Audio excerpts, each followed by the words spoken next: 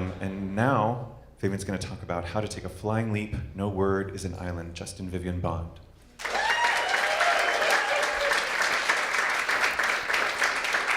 Thank you. Let's see if I can raise this a little bit. I'm excited to be here. I'm going to put on my lipstick too because I want to.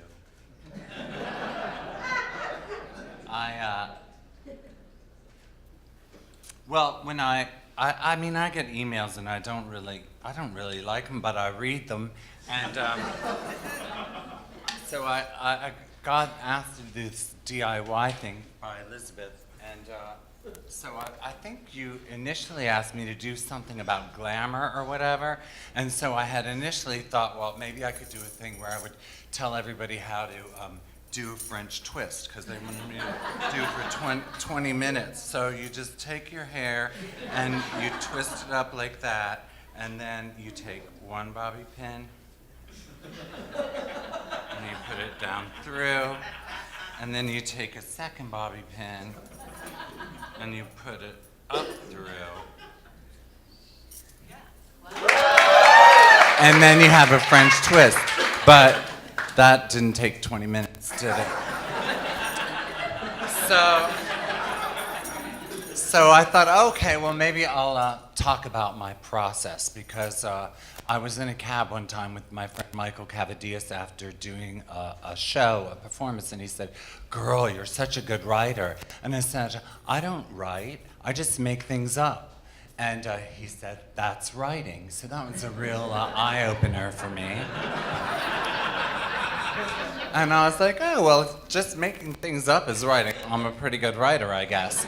So I decided I would kind of talk about my process tonight and how I sort of approach writing shows and how I also approach writing stories, and even how I approach writing my life, because, I'm a big fan of Joan Didion, and she said we tell ourselves stories in order to live. Well, I tell myself my life story in order to be interested in continuing.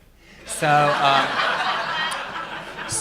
let's hit the first one, which step one, know yourself or who you want to be. So when you are either on stage or, in my opinion, when you're on stage, or if you're writing a story or an essay or whatever it is you're creating, if it's a narrative or even if it's nonfiction, it's kind of a good idea to have a point of view. I feel like a lot of people do not have points of view these days. It's almost as if they're essentially avoiding having a point of view because they don't want to actually have to take responsibility for anything that they say or may think. So I kind of am interested in people who actually seem to have something to say, but in order to have something to say, you sort of have to know who you are. And back to Joan Didion, I have a friend who told me that Joan Didion once said the English, she didn't like the English because they were an obsequious, mean-spirited race. And I was like, oh my God, that's so true. And my friend who was telling me that was reveling in telling me that, and I thought, oh my God, and even though my friend is not English, I was like, and you're an obsequious, mean-spirited person. So then, of course, I had to filter that through myself to decide if I was an obsequious, mean-spirited person, because, that's how I think. I go, I look at the outside stimulus and evaluate that, and then I filter it through my own experience, and I decided that I am definitely occasionally mean-spirited, but I am not obsequious because I don't really hand out false compliments. I like to compliment people, and I like to say what I at least perceive is the truth. So that's one thing about me, and and so I feel that, if you are going to write about something, it's a good idea to know who you are, and a great way to know who you are is to explore what interests you. So the next topic I believe, is fill up the tank before the trip. Let's get unconscious.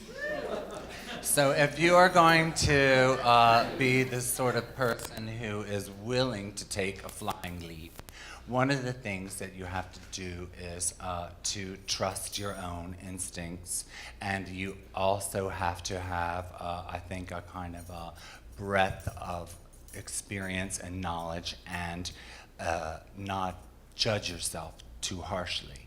So I spent many years in Jungian analysis, and when I was doing Jungian analysis, I would go in and my therapist would say, "Did you dream anything?" And I would say, "No," because I didn't really dream very much at that time, so I wasn't really able to analyze my dreams. But at the time, I was working on a show or a character named Kiki, and I had kind of created this character in many ways, so this wasn't something that was coming from me, but it was an actual character that I researched and developed. So this is character development, as they say, I guess.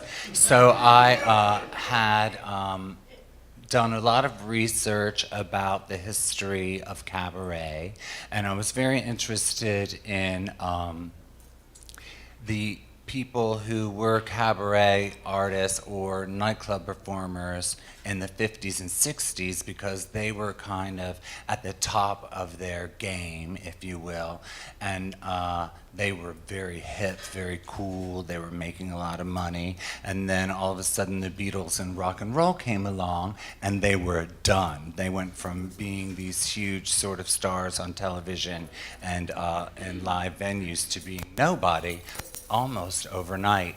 And it was similarly, it was at a time when I was sort of living in San Francisco, and it was kind of like the sort of apex, which we didn't know at the time that it was the kind of apex of the AIDS crisis, but it was like, and then, you know, in 1995 when the cocktail came in, people started to live. But it was this kind of thing where you were young and you were vital and everything was happening and it was all going and your life was going along, and then boom, you were cut down. So I found the parallels between that and these characters, and it was a kind of just a launching point. But I spent a lot of time thinking about those two things in tandem and how that would impact your mentality, and this like thing about grasping at life. And I also felt that it was important to think about if I could make this character so reprehensible in a kind of very judgmental world that I could, and also make them love this character at the same time, then I would be helping to expand people's consciousness about how to deal with otherness. So I would quite often, well, every week, we did our show at this restaurant in San Francisco called Eichelberger's, and every week in the cab on the way to the restaurant, we would take mushrooms.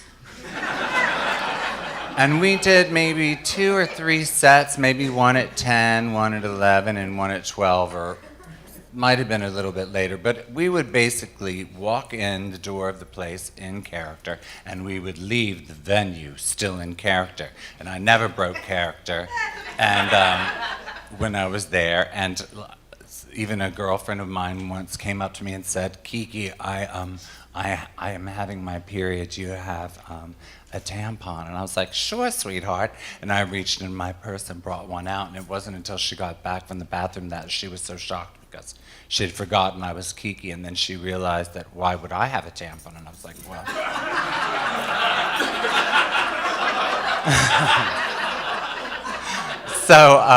But anyway, so I would be on stage and I would say all kinds of crazy shit that I would think about later, and I would say really shocking things, and then I realized and I just couldn't couldn't stop to judge myself. You commit to the character, you commit to the moment, you let the shit fly, and then you deal with the repercussions later. But I only had to deal with a few repercussions because the integrity of the character was there.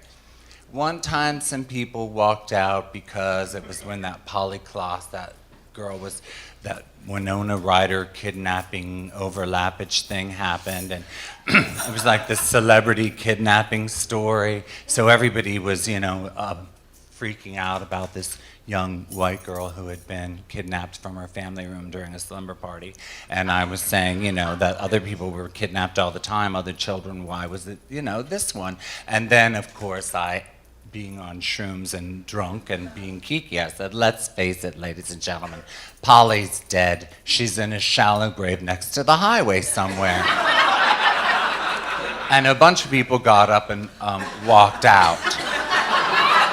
Older, middle-class, straight white people. But then, of course, I was not shocked, but I kind of freaked out the next day when the news came on that she was found in a shallow grave next to a highway somewhere. And so that was one of those times I was like, but And another time, some people were walking out, and I used to tell the story about how Kiki stabbed her husband Ruby to get his attention with steak knives, and they would always bring me this plate of steak knives that I would grab and do the thing, and these people walked out, and it was a stairwell next to me, and when they left, I started screaming, get out, get out, get out, and I threw the steak knives at them. But I knew that they were no longer on the stairs, but no one else did. And the bar downstairs saw these steak knives raining down. But anyway, they stopped giving me the steak knives. But that was an aside, ladies and gentlemen. So so you just have to trust what's in there, fill it up with juicy material, and then let her rip.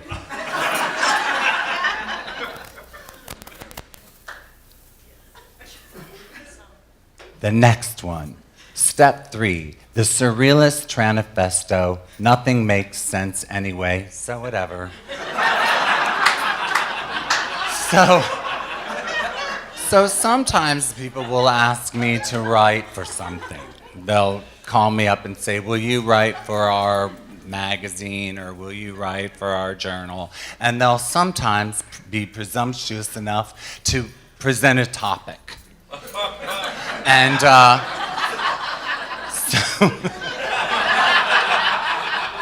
so I mean, I enjoyed the challenge of having a topic, and sometimes it'll be, Christmassy or whatever, or a holiday or some sort of thing, but I don't really like to have to write about anything specifically because that's really getting you pinned down. I mean, when I wrote my book, I kind of knew the story, and so I had the middle, the beginning, and the end because it was part of my life, and so it was easy enough. And then the essay I did for the Feminist Press on my icon, on this 70s model called Karen Graham, I sort of knew that too. But if people ask me to write things, I don't really like to have to be pinned down to an idea, unless it's something vague, like pearls.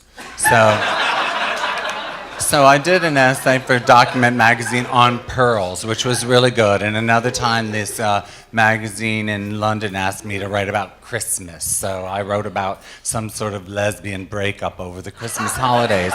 But I didn't really think about it too much. I just started writing, so I might have said, the lesbians were sitting by their tree, which was covered by a vague spider web with singing spiders on it. They weren't quite sure what song the spiders were singing. I'm just making this up as I go along. They weren't sure what songs the spiders were singing, but the spiders knew, and they also knew that if they kept singing long enough, the lesbians would either be upset or begin to understand what they were saying, in which case they would be even more traumatized. And so I might write for a while, and then I might get stuck. And if I get stuck, I usually just go to Andre Breton's Manifestos of Surrealism, and I open it up, and I pick a sentence.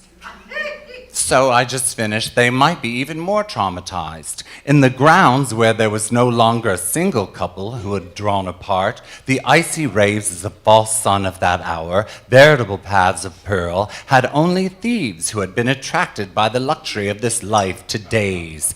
And then I'd write that sentence down and start talking about the thieves who were dazing. And I would just go on, and maybe at the end of the story I would remove the line by Andre Breton, or maybe I would leave it in and give him no credit. And that would be how I would write the story of the lesbians for a gay magazine in London at Christmas. But I find this to be very handy, because sometimes you just get stuck, and like I said, no one expects anything to make sense, but somehow they will attach some sort of meaning to things themselves eventually. That's what I find. I mean, I prefer to hear songs in foreign languages sometimes, because then I can attach my own meaning to the song, which will quite often be more powerful and interesting and emotional than the meaning that I get when I look up the translation online. Next. Step 4, leave breadcrumbs and bring your own bone. So what I do, like I'm doing tonight, I made these are like little, these are the bone, I guess you could say, these things right here. And the breadcrumbs are kind of ideas I might have had in advance of something that might work. Or, for instance, if I'm doing a show, a cabaret show, a lot of people like to come the first night, because the first night can be very specific. It can be me telling a little story, seeming a little confused, lost, vaguely uncomfortable, and singing the song, which I may or may not know very well. And then that's the first night. And sometimes it goes great, and sometimes it doesn't go so great.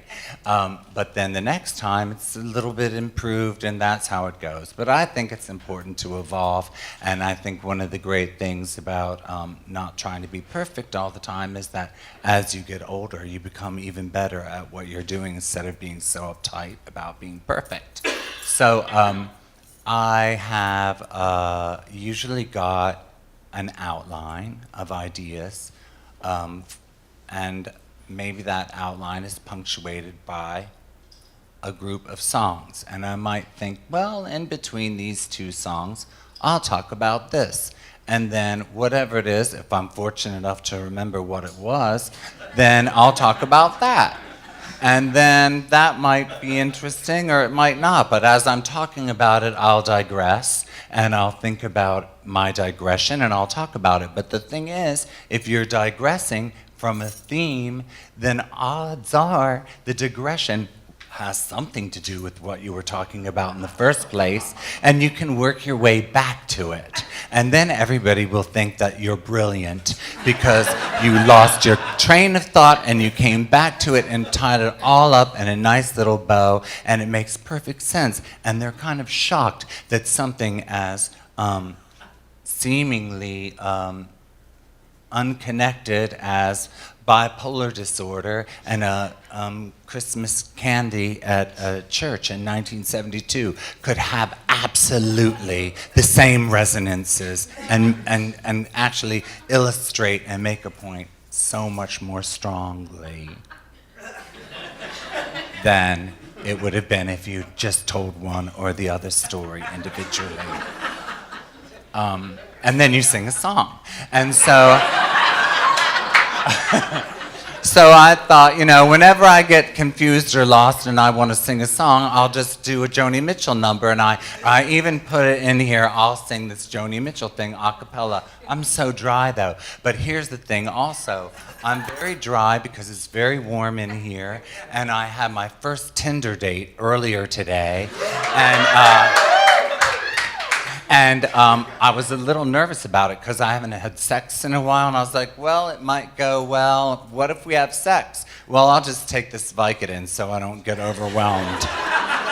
I don't want to feel too much in either way. If it goes wrong, I don't want to feel too much. And if we have sex, I don't want to feel too much either. So I took a half of Vicodin, so I'm a little dry, ladies. I mean, I took it hours ago, so I'm sure it's worn off.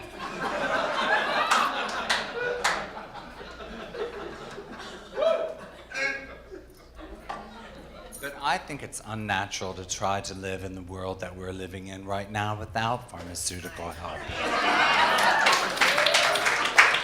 If you don't want to be on drugs, move to the country.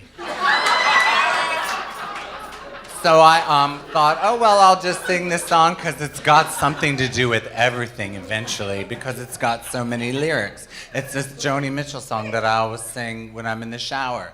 And it always sounds so much better in the shower, but who knows, because I haven't done it here.